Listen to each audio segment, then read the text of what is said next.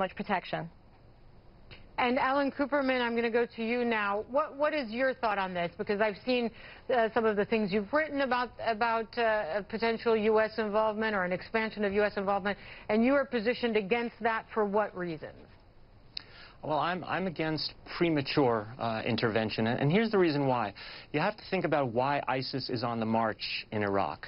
Think about it. The government of Iraq, if you look at all of its forces in Iraq, it has more troops, it has more and better equipment, it has more funding, it has more external allies, and yet it keeps losing to ISIS. And the question is why? And the reason is because the Iraqis are divided.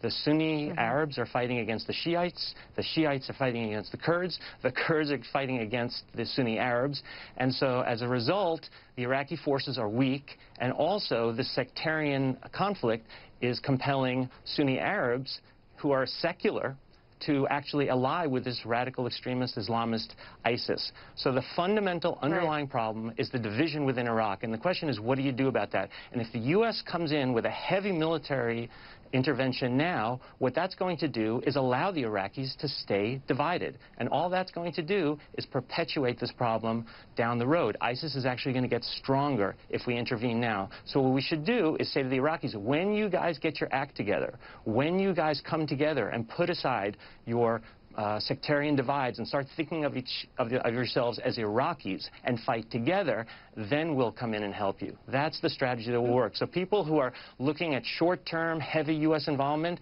that is a short-term tactic, and it will backfire in terms of the long-term strategic objective of getting rid of ISIS. Mina, you disagree with this? I mean, first of all, the divisions that we're seeing in Iraq are political divisions that were really imposed from 2003 onwards. The CPA, the American ambassador Paul Bremer, and those that came with him imposed the divisions politically, where people actually got benefits and they got money and they got positions of power if they claimed to represent a community rather than claim to represent Iraqis.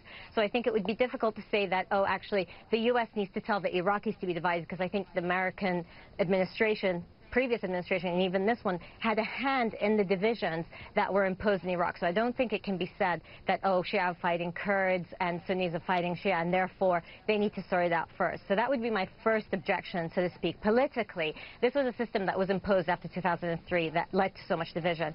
However, I would also say, of course, you can't just bomb your way out of this problem. Absolutely. The U.S., unfortunately, was disengaged until it started having a military operation in Iraq.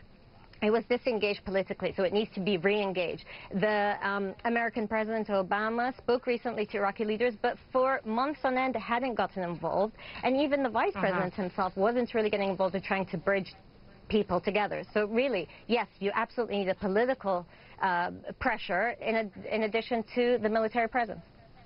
Okay, Alan Kuperman, I'm going to give you the last word on this one.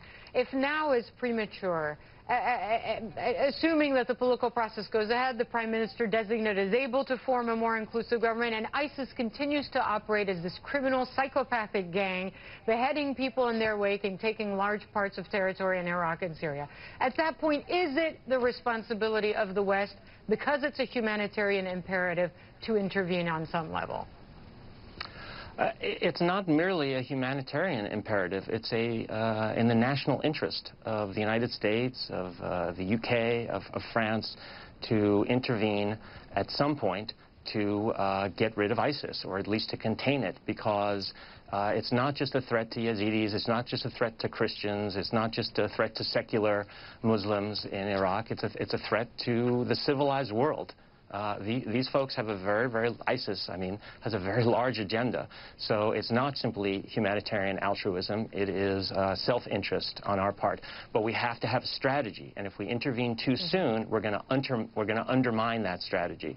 The key has to be to hold out the carrot of military intervention as an incentive for these divided Iraqis to get their act together and to come together. And it's worked a little bit, right? We see progress. We see Maliki on the way out. We see a new, more unified coalition government that hasn't been ratified yet, but it looks like it will be. And then we need to see the military forces fighting together. Think about it. When ISIS first came into Iraq, what did the Kurds do? They did a land grab. Leave it there. So, Alan Kuperman, we could talk about this for hours. We'd love to have you both on again. Minal Arabi and Alan Kuperman, Thanks so much for being on CNN with us to discuss this important story.